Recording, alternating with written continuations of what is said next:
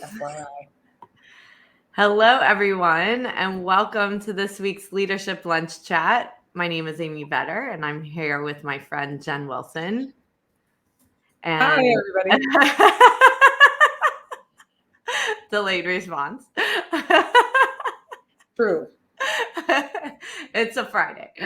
And we are looking forward to talking again about things that are on our mind from the week and the work that we do in the profession and with business owners. So the topic that we thought we might go over today is really the importance of having a community, and a community outside of your business, outside of your firm, and the importance of how that can help your business and what you glean from it. And I feel like this has evolved a lot over the years in the profession, because I remember when we first would try to get firms together many, many years ago, it'd be like, oh, I don't want to talk. I don't want to share anything because they're my competitor and so forth. And I do think that there's been bigger and bigger shift over time of understanding the importance of really getting to know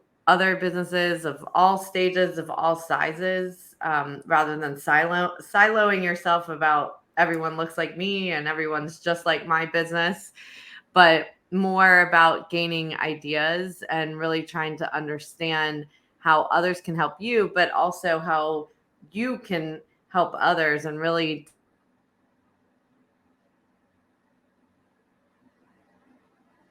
dive deep, do those types of things as well, with one another, of just, trying to help each other in our businesses. And we're parts of other consultant groups as well that do those types of things, and the importance of that, of really trying to really understand where your uniqueness is, but also knowing that you've got people to reach out for with support, because being at the top of any organization can be lonely.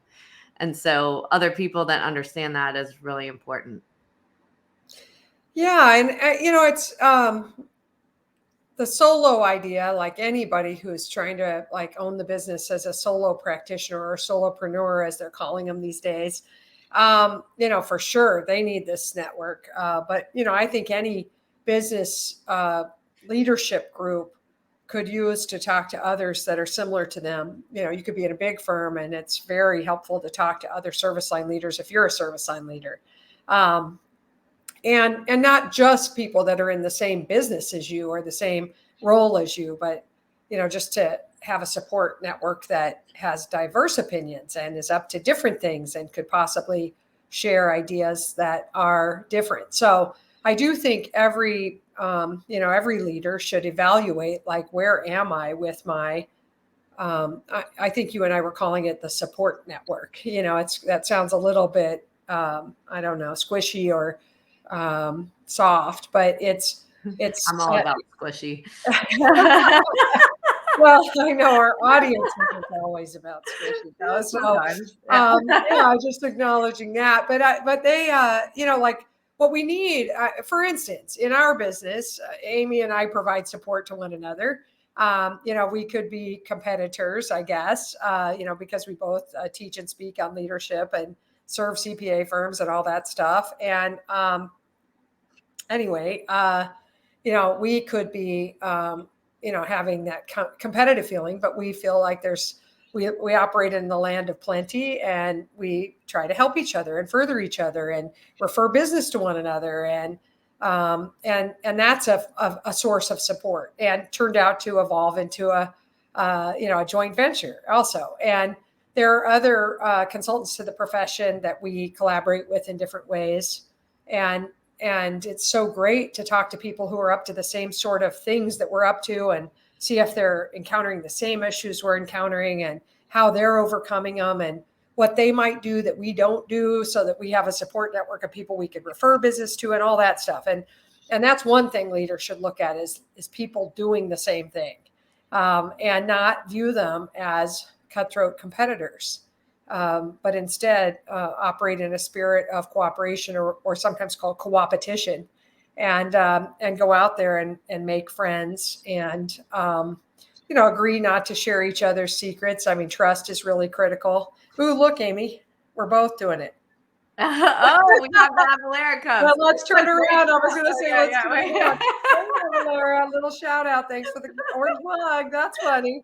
Okay, sorry. But that's funny. that It's a is great funny. cup, is it not? Yes, it is a great cup. I love my cup. So anyway, and that's an example. Avalera brings us together. Amy and I happen to be in the same group there too, with a bunch of people who are completely different and diverse.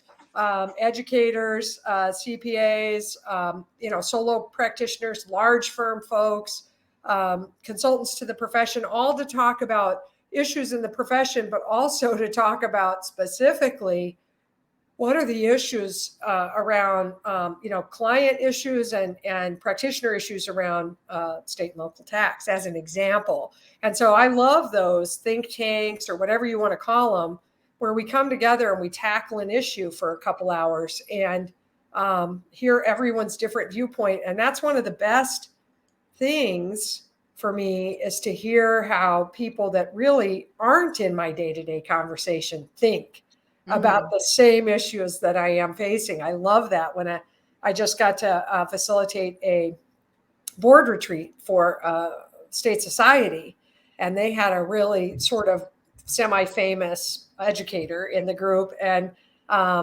hearing him was so great, and what he's seeing with kids and what he's feeling in terms of pressure for educational shifts. And man, I loved collaborating with him and learning from him. And so there's just so much that getting with people in your business and comparing notes can get you. Yeah, and I think it's something that we often overlook as an important piece of any business plan or personal business plan that you're putting together, of where you're going to get involved and how you're going to help. Because when you help support, you always get back and you always leave smarter. And there's always something that someone said or done that really expands you and pushes maybe your thought process, or not, one or the other. It might validate your thought process and what you're thinking as well. But I do think it's something that, should be something that you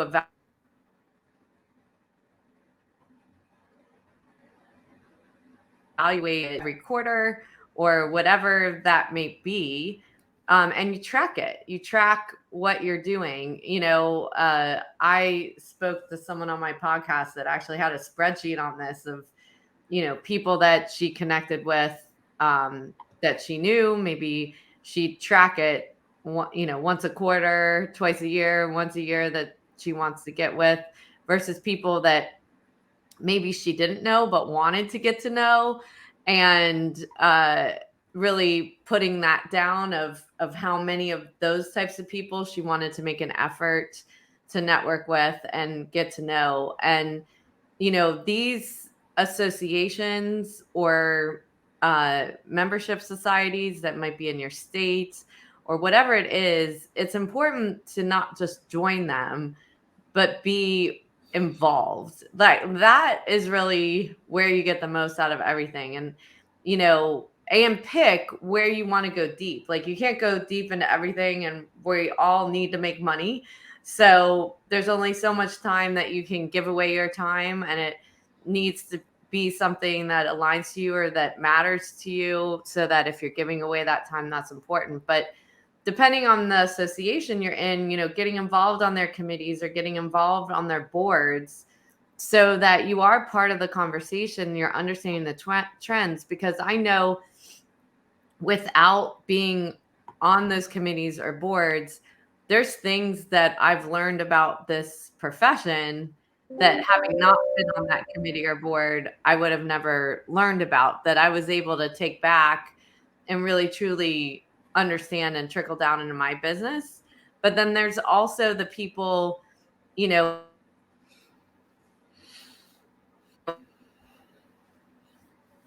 in they decide that you want to help them, you want to mentor them, you want to learn more about their business and be able to help them, or someone that might reach out to you that doesn't have as much experience. But like you said, Jen, even a newer entrepreneur has a different focus and a different way of going about their business that maybe you've never thought about before, that you still walk away learning something interesting from having that interaction. Yeah. Well, and diversity. Obviously, we've preached it from the mountaintop enough, but diverse viewpoints super critical.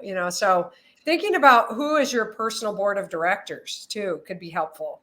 Like young professionals, it's often their parents and maybe a trusted instructor or something like that. Somebody that has given them wise advice, and then later it becomes maybe your career advisor as one of the people on your board of directors.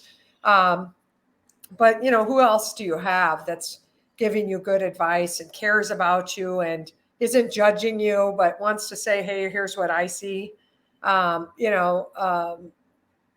Sometimes that's a workout coach or a yoga teacher. Sometimes it's your priest or rabbi or whoever your religious leader is, or somebody in your religious community, if you have one, that's paying attention to sort of what you seem like you're up to in your faith journey. My dad remains one of my personal board of directors people, and somebody who's worried about my well-being, but really doesn't like have a dog in my business race or anything, and so he can sort of say, hey, here's what I'm seeing, or it seems like, things are a little more, frantic than normal at work or whatever, and he can make comments that really are helpful to me to sort of stop and see what he's seeing over time from his kind of arm's length view. And, my kids, as my children have grown into adulthood, they're wonderful for part of the board of directors, personal board of directors reflection to say, here's how you're occurring to me as I compare you from, 2 years ago or whatever. And I think you should do this or do that, whatever it might be. And they've certainly given me feedback like, hey, you need more sleep, or, where It's important. yeah. And I was going to say that, like, it's easy to blow that stuff off. I mean, it is. It's easy to be like, yeah, people say stuff and they don't really know what's going on. I mean, that's that whole conversation we had last time, which is being open to feedback. Sometimes feedback comes not because you've like set them up around your kitchen table and said, you're my board of directors, please give me feedback. They give you feedback by making observations, and you could really start to look at who's in this community that I surround myself with, and how am I occurring for them, and how do my possibilities look to them, and listen to them a little bit better. Not just hear them transactionally, and not hear them in their old role. Like, those are just my kids, they're going to give me heck. But instead, like, these are smart adults that I have raised with a core value system that we probably share. And here they are making this observation about me and my work, or me and my physical, personal life, whatever it is, my health and wellness. I should listen, and it doesn't mean I have to do what they say, but I should take it in and say, gosh, this is all part of the feedback process. And right now in our profession, Amy, with all this, burnout, overwhelm, cynicism, almost hopelessness, but yet tons of opportunity, like getting that personal board of directors together and getting those business advisors together, maybe not all at once, but intentionally touching base with them and saying, hey, what do you think about what I'm up to these days? What, how am I occurring to you? What does it feel like over there when you're hanging out or observing me? And any wisdom or pearls of advice or ideas that you might have for me, and really get it going on that, like, I don't know, tour of feedback tour, advice tour from your network. Yeah. And I do think that's an important piece too, when you can.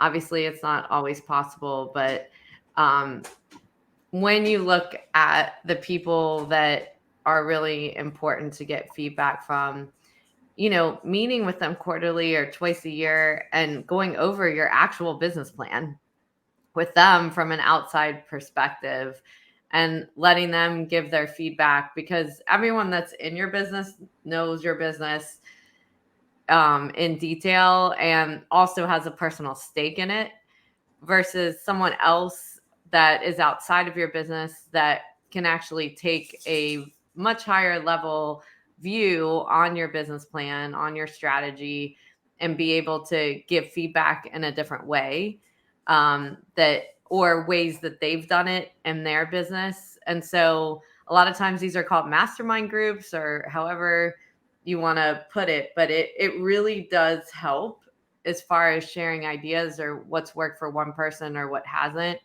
And also, a lot of the things we've talked about here of just being at the top,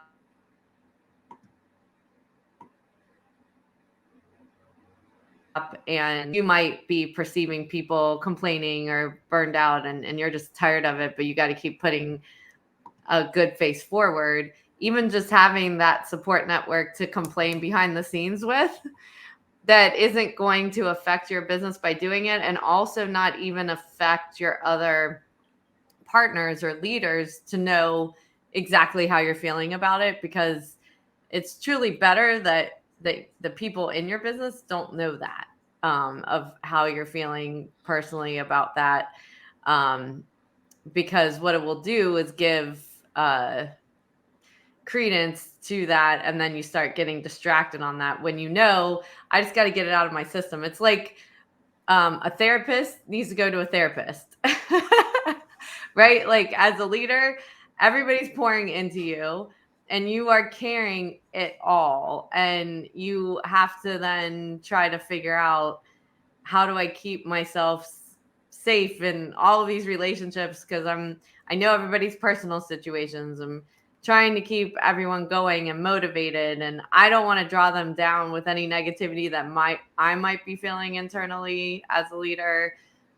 Maybe I'm doing that, but I don't want to be doing that. So where can I find that community of support that we can talk about those things in a private, safe space without it affecting my organization, and be able to shift the energy together so that we come out better on the other side? Yes. And and that I could come back to my group and authentically share where I am after I've processed it, instead of just processing a whole bunch of complaints, Right. and sort of woe is me or whatever, victimization or whatever the tone is. After I've processed it with my third party network, my trusted advisors, being able to come back and authentically share, here's where I am, and here are my concerns, or here are my ideas, or here's what I want to shift, or whatever it is, to maintain that trust and authenticity in the business too. But yes, just complaining without commitment to change, and also complaining sort of minute by minute about a variety of complaints, all of which aren't really your problem, probably. It's probably something else, a deeper root. And so I agree 100% with that idea of processing it out there safely. The other thought I had while you were talking, Amy, is this idea of, part of your advisory network might be a counselor or a therapist. And it is okay to process with a therapist. And, that this is Suicide Prevention Month, or Awareness Month, I believe. And next month is Mental Health Awareness Month, October. So just recognizing that sometimes the professional network and the family network and the friend network isn't enough. And I have to take some, fears, uncertainties, doubts, anger, grief, disappointment, whatever it is, and take it to a third party therapist or counselor who can help me process and sort and figure out, like, what do I need to change? What do I need to shift? Having a therapist as part of your advisory network is perfectly fine / smart. Yes. And, it's okay. And we have to take the stigma away from that, because those folks are trained in, a lot of, brain chemistry and the entire sort of neuro effect on our thinking and our health and our energy and all of those things. And going and seeing somebody that could help us like feel better mentally is super important for overall health and wellness and success in business. And I just don't know too many people who haven't needed a therapist at some point or another on their journey. And so I would add that to the list of possibilities when we're thinking about this network of advisors. Yeah, that and an executive coach. So, they're two separate third parties that can help you in different ways, but they're all people that don't have skin in the game. Yes. Excuse me. That can give you the kind of feedback that you need, and to really keep improving your skills as a leader means that you're okay to get the feedback. Sorry. Yeah. So with that, we are at 20 minutes over. So I want to thank everyone for attending today. And if you have any future discussions you would like to hear from us, please let us know. Have a great weekend. Bye now.